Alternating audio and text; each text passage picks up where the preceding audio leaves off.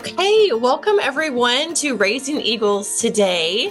I'm going to go ahead and share a couple of upcoming opportunities here in our district that are offered through community services prior to us beginning our presentation today. So that'll give people a couple of minutes to get logged on as well. So I'm just going to introduce our team. I'm Ashley Preston, Director of Community Services. And on our panel with us today, you also see Christy Alexander. She's our Family and Community Engagement Liaison.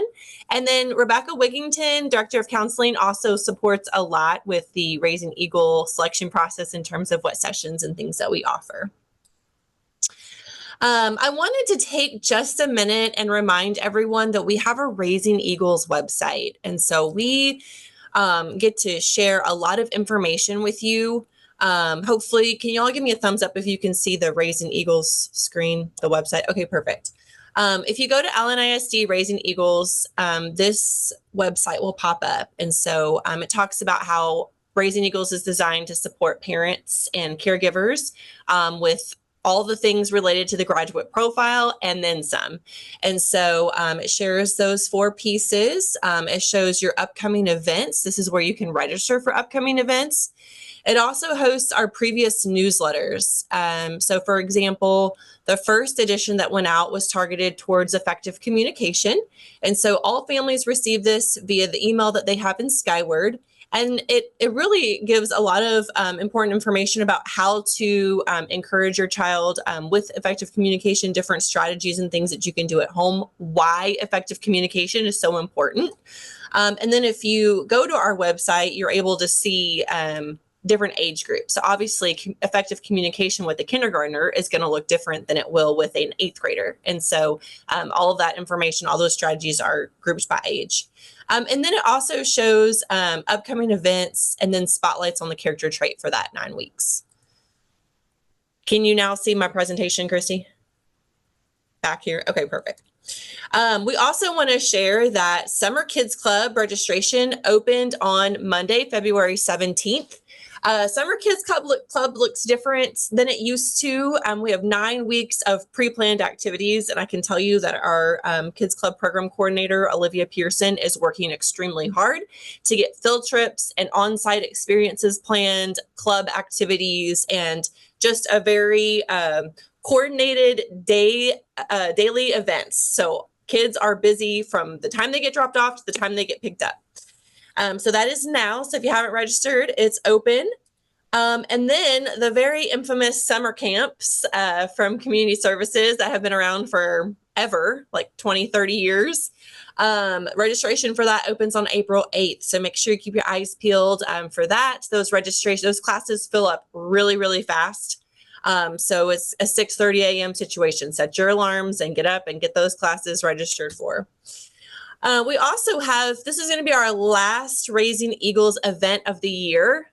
April gets crazy busy, and then families are even more busy in May. So we try to get all of the education and things out prior to that. So April 1st, we're going to thrive together. We're going to have a family summer kickoff. We're going to have free hot dogs, chips, drinks.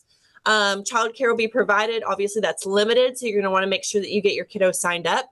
But we're really going to host a variety of sessions that are geared towards, okay, I'm a parent, I'm a caregiver. What am I going to do with my kid this summer? How am I going to keep them actively engaged? And then make sure that they're still prepared going into the next school year. And so those session opportunities will be available very soon. I'm in the process of finalizing those right now. And April 15th, another big event. We have Field Day for everyone. And so it is a really fun outdoor activity for families. We will have CUTX food truck offering free hot dogs. Again, hot dogs, a lot of hot dogs in the spring. We'll also have our concession stands open, and Kona Ice will be there as well, along with Jenga and dart archery and 9 Square and a whole bunch of fun activities for you and your family to come enjoy. Upcoming events after this event today, we have another one next week that's geared for teenage kids, so grades 7 through 12, and it will be about building responsible and engaged citizens. Gia Black, Ford Middle School counselor, Christian Centeno, he was an SRO here for our school district. He now works for the Allen Police Department. And then myself will talk about a variety of different things on how to help your kids be responsible, have good ethics, and just really get involved with community engagement. And then Dr. Ryan Smith, one of our favorites, he's coming back on March 4th at noon and 5:30 to talk about social media and its effect on mental health. We know that this is a huge topic right now, and he is an incredible speaker about this topic and is able to provide us with a lot of tips and resources to work with our kids at home to help them realize and set boundaries that social media can truly have a very large impact on our mental health and the decisions that we make. So hopefully you'll be able to join us for that. Okay, now it's time for Amber Preston. I'm going to welcome her. She's our coordinator of academic support here for Allen ISD. She's going to talk to us today about unlocking academic success, understanding MAP data, and supporting your child's growth. She has been in the district. I'm going to let her fill you in a little bit more, but for several years, she was previously an art teacher, and I'm sure she has a variety of background that she will share with you. Once she starts the presentation, if you guys don't mind, if you have questions, if you'll drop them in the Q&A, and then we'll get to those at the end. All right, so without further ado, thank you, Amber, for being with us today. Thank you so much, Ashley. Can y'all hear me okay? I am so excited to be here with you all today. I do want to tell you a little bit about my background. So I have been in Allen for a little over 11 years, I believe. I've been in education for about 15 years. I started out in the ELA world. So I taught writing at the middle school level, and then I moved to the elementary level and taught reading and writing and social studies for probably 9 years before I ventured over to art. So that was fun for 4 years where I got to teach all of the grade levels K through 6. So that showed me a lot about how the various grade levels of students learn, and it showed me a lot more than I ever thought I would learn teaching art. But I am so happy to be with y'all here today. We know that family engagement is such a major catalyst for student achievement. So research has shown us that students whose parents are involved with their education score higher on those standardized tests. They have better school attendance, and they are have higher career aspirations. So I just want to personally thank you for taking your time today to be here to learn more about MAP growth data, and then how you can best support your child at home. So we are going to go ahead and get started. Let me see if I can switch this. Oh, let me click on it and see if that helps. Okay, here we go. So I'm going to give you an outline of how the presentation will look today. We're going to go over the big picture, why we use MAP growth in Allen ISD. Then I'm going to take you to look a little bit deeper about how the MAP testing actually works, what your student experiences. Then I'm going to show you what MAP testing will measure. And we will look more in detail about what your child receives after the test. They will receive a RIT score and an achievement score. So we'll go into detail about what that information can tell us and how we can use that information to support them at home. All right, so let's get into the big picture. Why MAP growth? Well, in Allen ISD, hey, Amber. Yes. Sorry, we can't see your presentation. Oh, well, that's great. I'm so sorry. Hold on. Let me see if I can share this again. Let me share.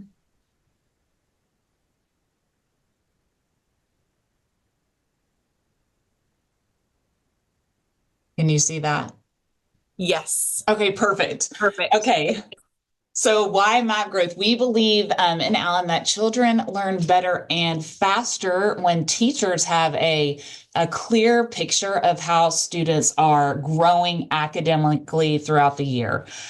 So we test students in 4 core content areas: reading, language, math, and science in our MAP tests. Our children in kindergarten through second grade reading are tested with a different program called M-Class, but we use MAP testing for all of the other subject areas in our K through 8th grade levels.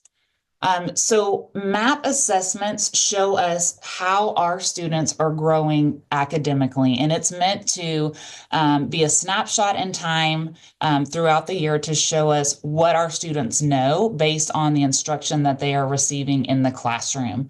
Our teachers use the MAP data to see what areas our students are strong in, and then maybe some areas where they're not growing as well, where they can support them in the classroom. So that's really going to help them provide some strategies to make that education equitable and maximize every learner's potential. Another thing that we love about this assessment is that principals at the campus level and district administrators are also able to see kind of a bird's eye view of all of that data after testing is over, so they can see how the campus is doing as a whole and how the district is doing as a whole. And then that allows us to make decisions at the campus level or the district level for our students. So we truly believe that every child can learn and grow, and this data that we collect with this assessment really helps our teachers make that happen. Okay, so how MAP testing works. So first, I do want to say that prior to the MAP test, your students do not need to do any studying. Their score is truly based on what they know at that moment in time, and that's how the test was designed. It's a computer adaptive test. So what it's going to do is it is going to ask students questions, but it's going to adjust the difficulty level of those questions based on if your student answers it correct or incorrect. So I'll go more into that in a minute. But this helps the computer program really get an accurate measure of what your student knows, their perfect performance level. This is also, with the difficulty levels changing in those questions, this is also going to help challenge those top performers, but also at the same time not overwhelm some of those students who may be below grade level on certain subject areas. The test is only designed to take about 45 to 55 minutes, but it is untimed. So we do have some students who really try, to do their best and sometimes end up taking longer on that test, but it is really designed to just be a 45 to 55 minute experience. And also I want to point out that MAP testing is aligned to our state standards. So our state's standards are for every grade level and every subject area given to the teachers that tell the teachers what they need to be teaching their students for that year. So this data that comes from this test shows us how well they are learning what it is the teachers are supposed to be teaching them.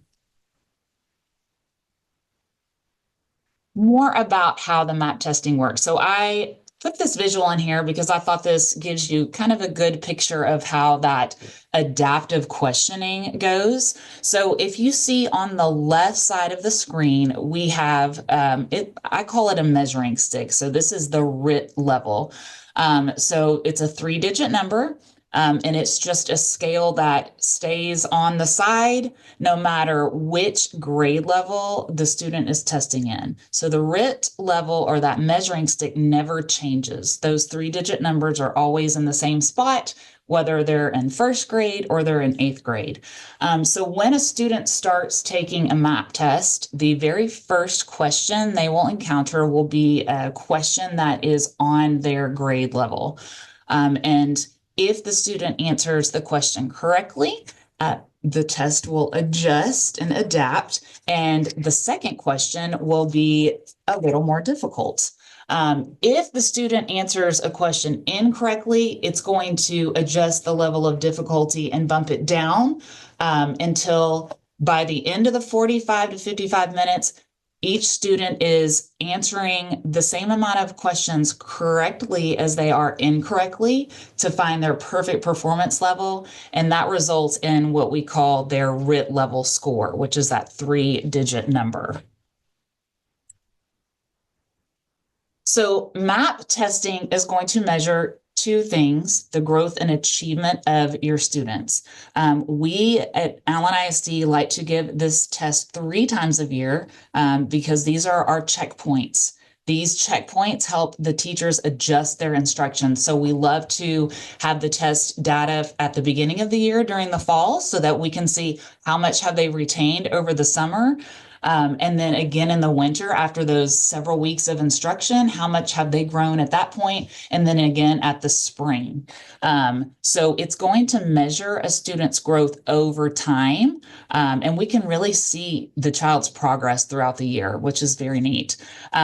If the student has been in the district for multiple years, we can actually see their growth over each grade level, which is even cooler to see. So you can really see how much they are growing here at school. The student will receive a RIT score, which is that 3-digit number that I talked about, that measuring stick, which is what this score is. Regardless of their age or their grade level, it's always going to stay the same.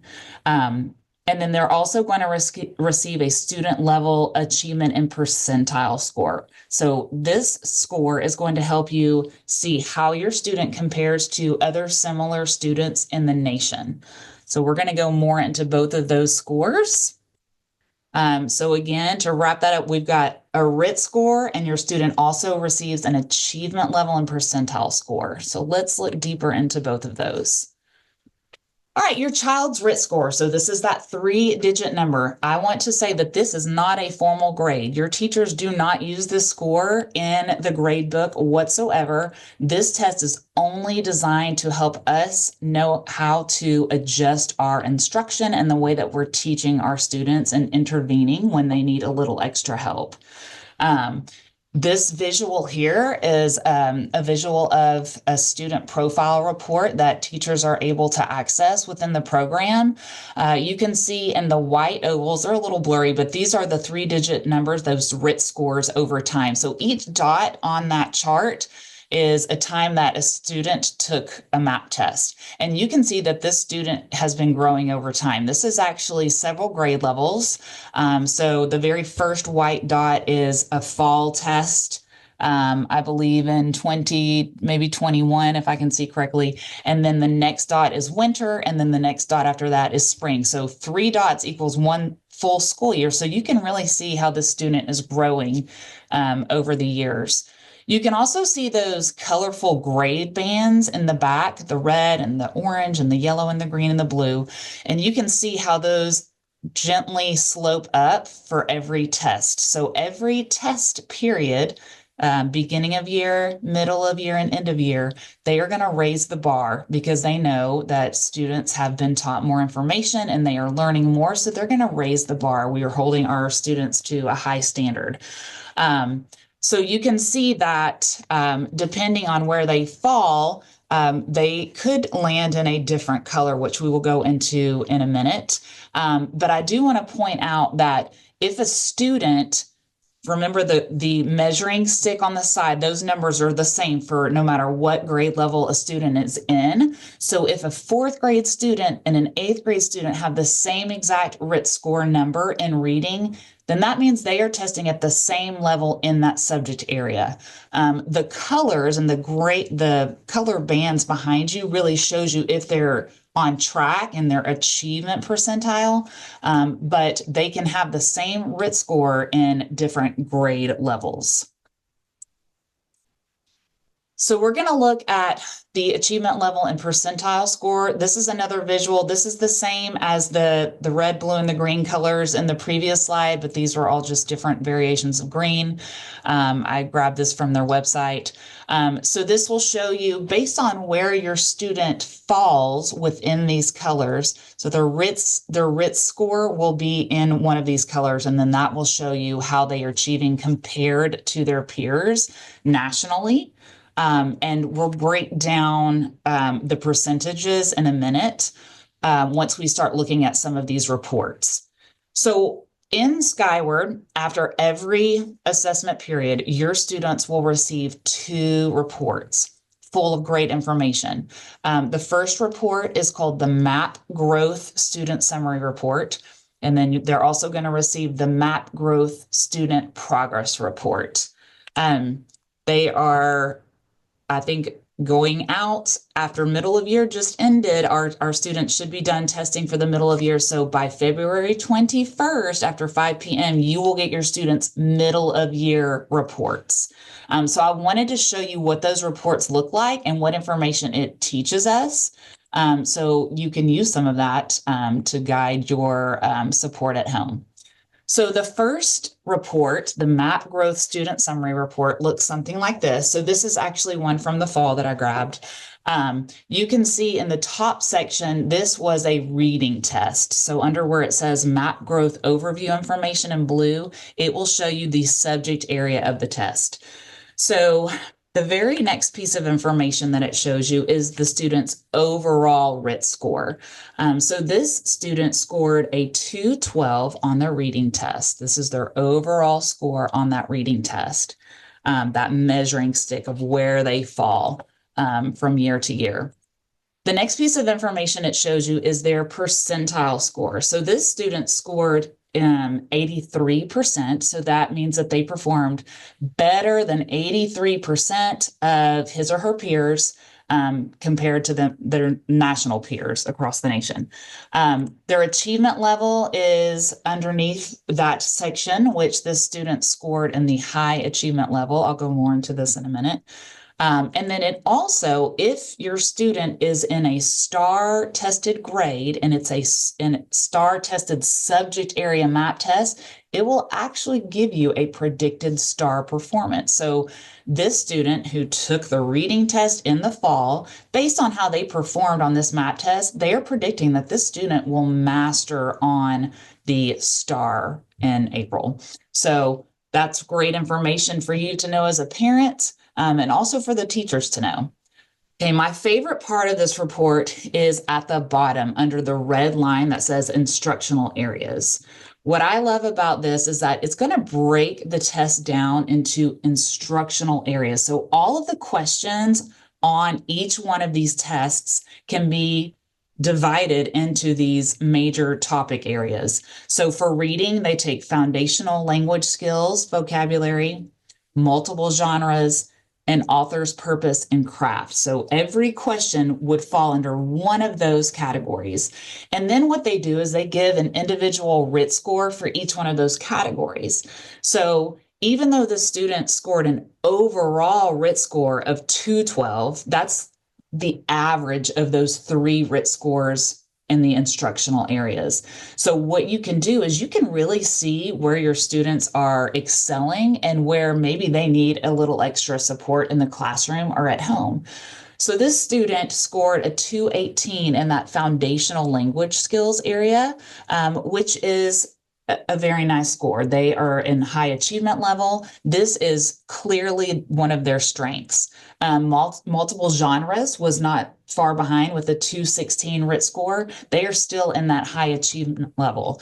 But when you look at author's purpose and craft, this is their lowest RIT score. So this is an area as a teacher where I would know I need to support my student in this area. I will be pulling the student in small groups to work with them. And as a parent, this lets you know that this is where I need to focus my support at home in this instructional area. So this red instructional area on your MAP Growth student report is a good indicator of a more specific targeted area that you can help your student in for each of our MAP assessment subject area tests.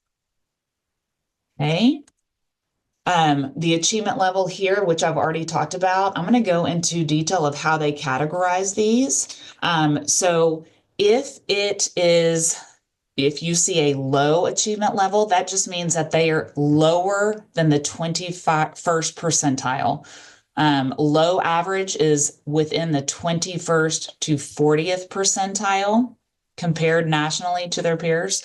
Average your student is falling in the 41st to 60th percentile. High average is there within the 61st to 80th percentile, and then high within the 81st percentile or higher. So that is just how they are performing compared to their peers nationally.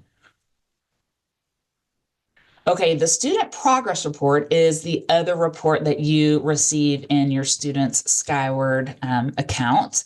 And it looks like this. I've just snipped the reading again because you can't fit the whole report on the computer screen. So we're going to look at reading again to stay consistent. So this report shows some of the same information, but some extra information not included on the growth summary.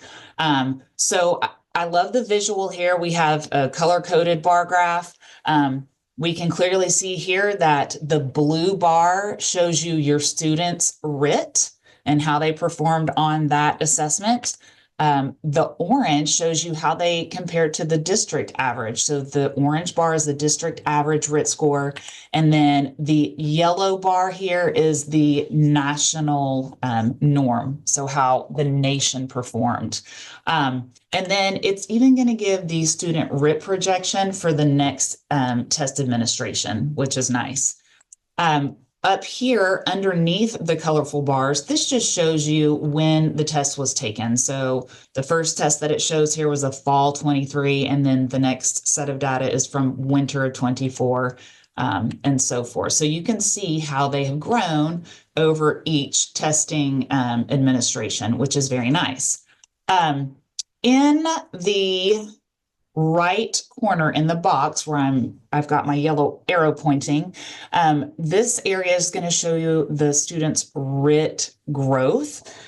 So for example, it is showing you that in fall of 24, this student grew 9 growth points. So I'm going to show you a little arrow here to help you understand this. So in fall of 2023, this student scored a 203 RIT score, but in fall of 2024, the next school year, they scored a 212. So that's 9 growth points that your student has grown. The other number right next to that in that box is the growth projection for that student, and this growth projection was 9. So this student is right on track, growing nicely as they projected. One additional piece of information you will see on the reading section of the student progress report is the Lexile range for your student. I will talk more about this in a minute, but your Lexile range is a very important piece of information. This is going to give you a specific number or range of numbers that shows you what Lexile level of text your student needs to be reading that they can fully comprehend and understand. So I will talk more about how you can use this number in a minute, but it's important to point out that that is listed there. Also on your STAR testing, if you're in a STAR testing grade level, your STAR test will also give you a Lexile number on the reading test. So these numbers are important to pay attention to, and I'll go more into that in a minute. Okay, our district website is a great resource with additional information about our MAP growth testing. It's under the assessments department. So in the future, if you have more questions and you want to learn more and dig in more about the MAP growth test, you can find more information here. I just wanted to point that out for you guys. Cheryl Stewart does a fabulous job of putting detailed information on here for us. Okay, so let's get into ways that we can support our students at home. I want to talk about 2 different aspects before the MAP test and then what we can do after the MAP test. So before a MAP test, Really, it's just about encouraging your children to try their best and also remind them that they are not going to know everything on that test. The test is designed to intentionally level them and ask them more difficult questions until they find that perfect performance level. So your children are going to encounter several questions that they are not going to know the answer to, and that's okay. That is the way it is designed. Also, just like any test, when, thinking back to when you were in school, it's important to get a good night's sleep and eat a balanced breakfast so that when your child is taking the test, they're not distracted by being hungry or being too tired, and they are just ready to go and their brain is fully able to function.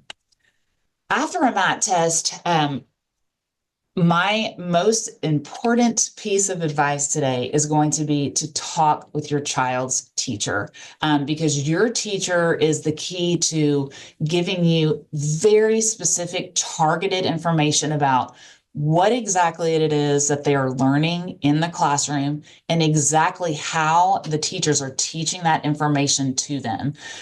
They can give you specific strategies and resources that can help support your child at home.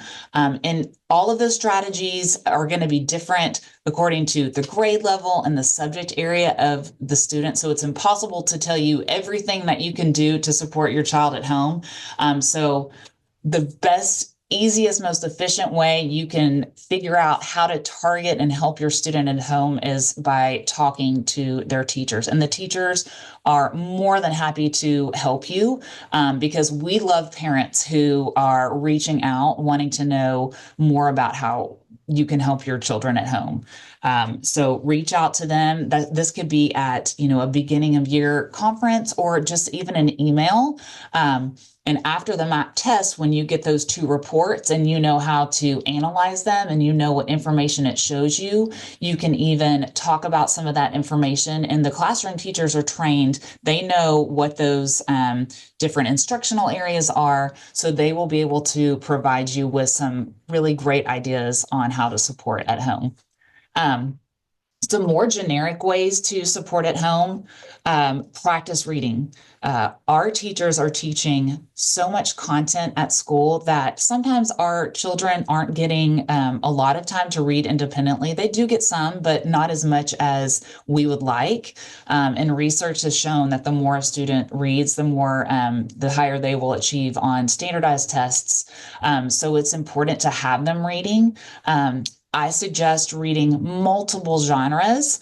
We know that our students probably have a genre that they love to read. For instance, they may love reading fictional stories, but it's also important for them to read other genres like nonfiction, because sometimes nonfiction is harder for students to understand.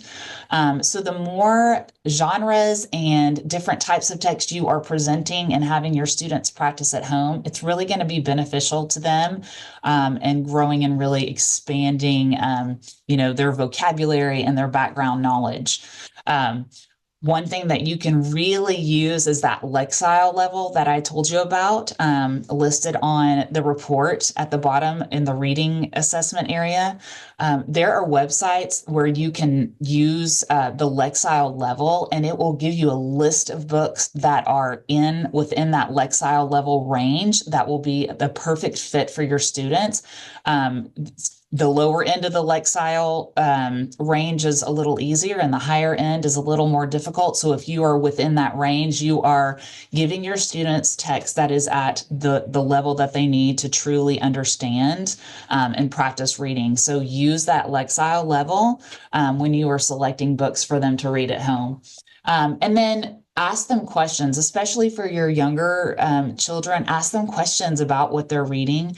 Your teachers would be so great to give you a list of different questions that you can ask them during their reading or after their reading. And you can also just do a simple search on Google to find different questions that you can ask them about what they're reading, but get involved and let them know that you believe that reading is important and you're interested in what they are reading at home. As far as math, Practice, practice math. Have your child build their math fluency. These are basic things that we can be doing at home, even if you don't know exactly what your students are learning in class or the way that your teachers are teaching certain math concepts.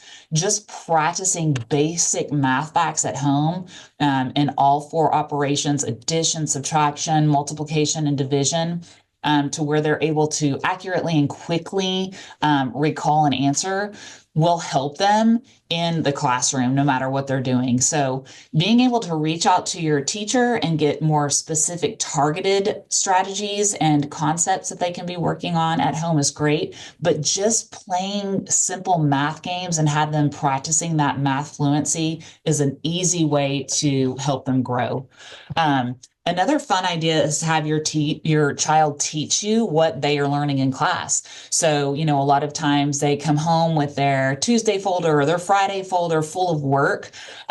You can go through and look at what they're working on and have them teach you, because that is really requires a higher skill set for them to be able to explain to you what it is that they're doing in class. Make the math and the reading fun at home. You definitely don't want to burn them out.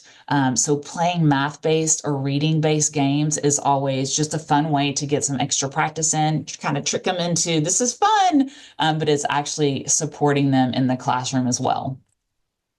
And then I want to reiterate that reaching out to your child's teacher really is going to be the best information that you can receive on what they are doing in class and exactly how the teachers are teaching those concepts. The teachers can direct you to online programs that the students can access from their portal to help support their learning at home. For instance, we have Zern for math, Waggle. There's a list of different programs that they can be working on at home to strengthen their reading and math skills. It just depends for every grade level. So reach out to your child's teacher and they will be able to give you the specifics of that. So I added some questions here just to help guide you when you do reach out to your teacher. There are certain questions that you can ask them. It's always great if you can use those reports and refer to those instructional areas. And you want to look at the instructional areas with the lowest RIT. Ask your child, for instance, my student example earlier, the student scored a 204 in the author's purpose and craft. So if I were a parent, I would email my teacher and I would say, hey, I noticed that, my child needs a little extra practice. I want to help them grow a little more in author's purpose and craft. Exactly how are you teaching that school and what can I do at home to support you? Can you recommend any online resources or anything that you can share with me through email that can help me support them in this instructional area at home? So, having this report really helps you know what those specific skills. Again, your teachers have this information, so they will be very familiar with this. It's just a matter of being able to reach out to them and get this information. So let's see. How is my child doing in comparison to grade level expectations? That could be another really good question to ask your child's teacher. And just what are they doing at school to help them grow? Because our teachers are analyzing this data after every test assessment.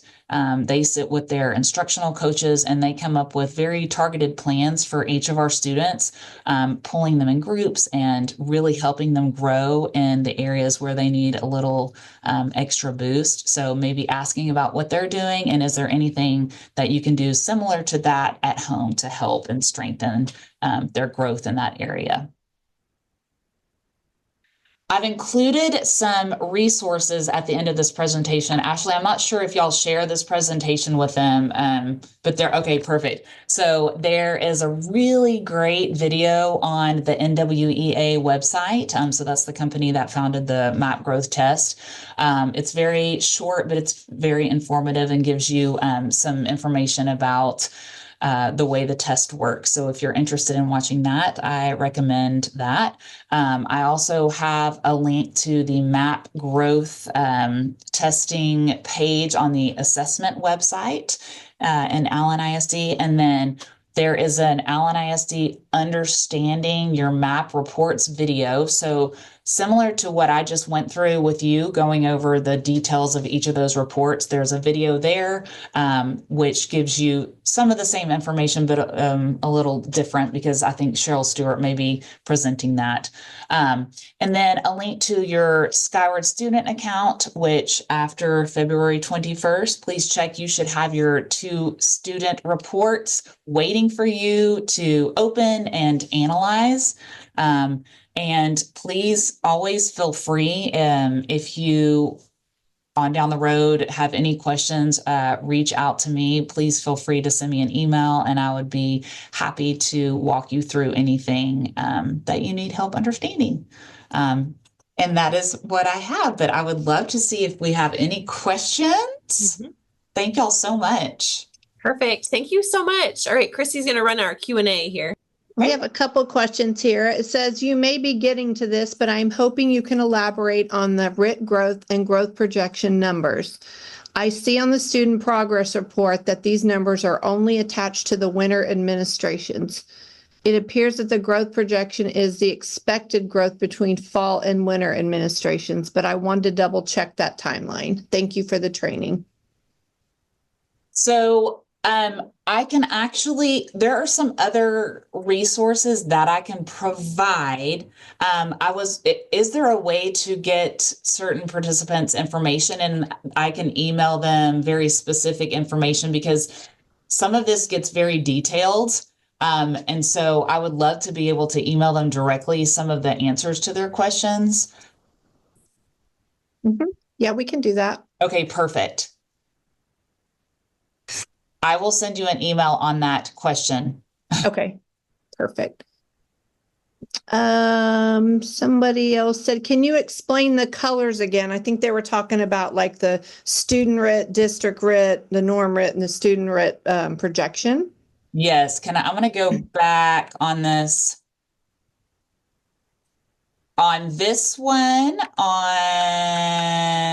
on. Let me go. Sorry, this is a lot of clicking. These colors? I think so. I think that's what they're meaning.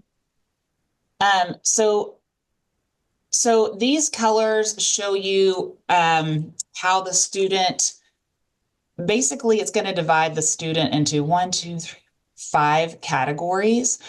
So we know that as a teacher looking at this information, if a student's RIT score is falling in the red or the orange area, they need more support than students who are in the yellow and the green and the blue areas. So with each administration, like I said, they are going to increase the bar. So you can see that the colors are going up like a mountain. And so the colors just really help us see as a teacher who we need to support. And that's also the achievement level and percentile score. So that shows you each one of those bands shows you, let me show you, hold on. Shows you this information right here. So the low and the low average, the high average, and the high. So the way that they break those down, the percentiles, those align with those color bands. She just said, and I don't know if you're on that page or not, she said, I was asking about the colors in the histogram a few pages after this one. Let me see. This one? I think that's the one that she was talking about. She or he, I'm sorry, it's anonymous, so I'm not sure. Let's see if they respond. See if they answer. Well, there's some other questions, so we'll go on to those and come back. Okay. My son's map for the winter is already there. Okay, yes, some of you may already have information in there. The latest it will come out is February 21st at 5. So some of you may already have the report in there. All right. The next question, I do not see the Lexile level in the MAP test paper that I received in last fall. How do I verify? So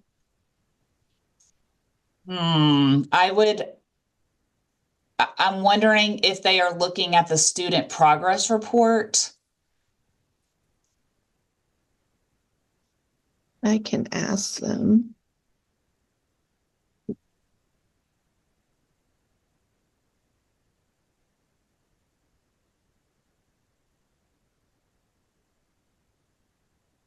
Maybe they'll respond. Let's see.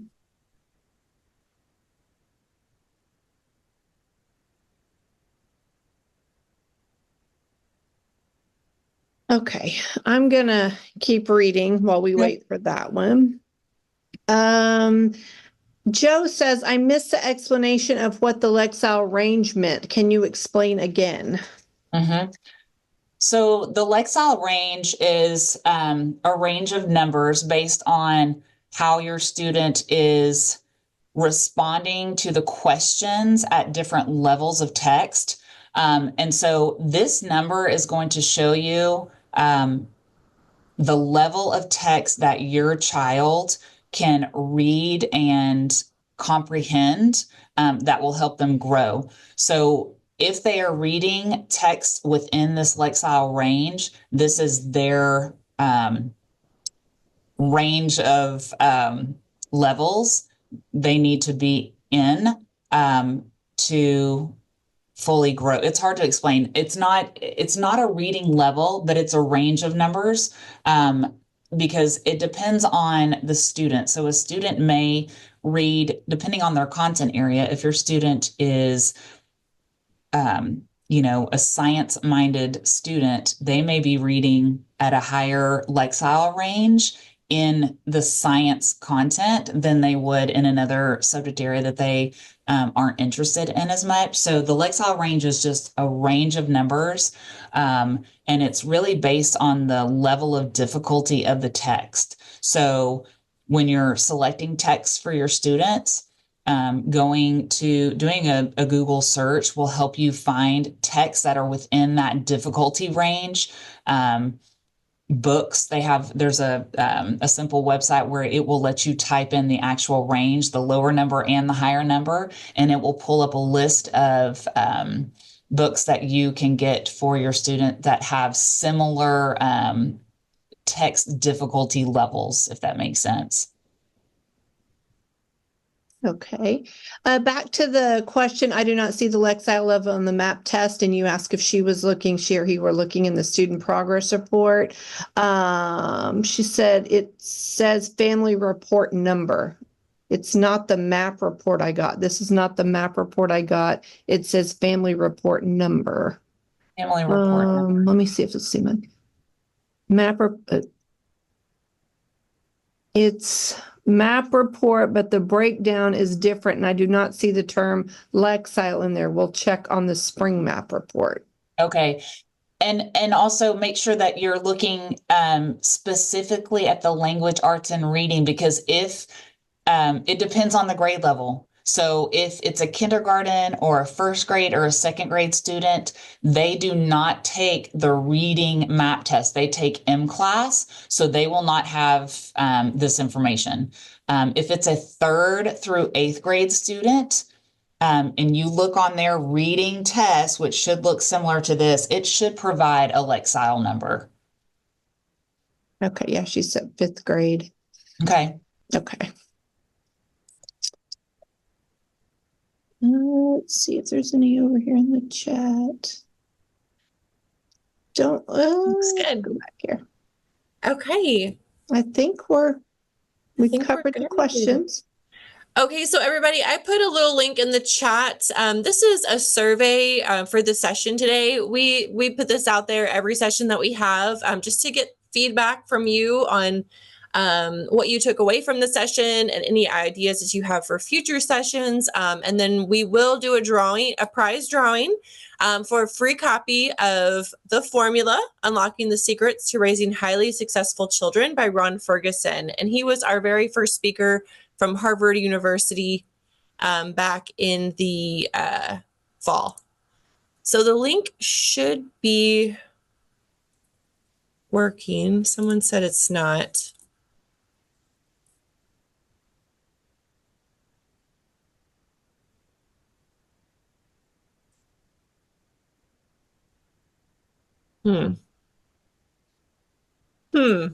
It's not working for me either. It's not working for me. Google has changed their settings, so I thought I opened it up to everyone. Well, let me double check. Sorry, guys.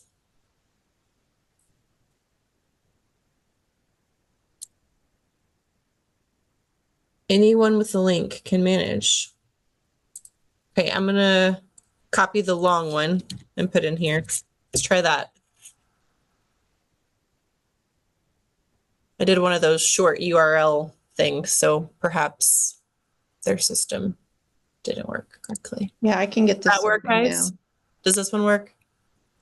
I was able to get into the survey. Okay, good. There we go.